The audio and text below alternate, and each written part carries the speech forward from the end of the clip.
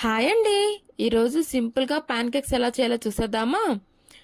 ఒక mixer jar తీసుకొని అందులో 2 టేబుల్ స్పూన్స్ ఓట్స్ తీసుకోవాలి. అందులోనే ఒక బనానాని చిన్న చిన్న పీసెస్గా తీసుకొని బనానా వేసుకోవాలి.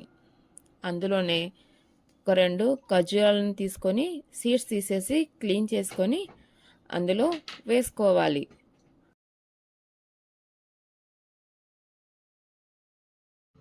అందులోనే ఒక హోల్ ఎగ్ వేసుకోవాలి. ఎల్లోతో సహా పూర్తిగా వేసుకోవాలి.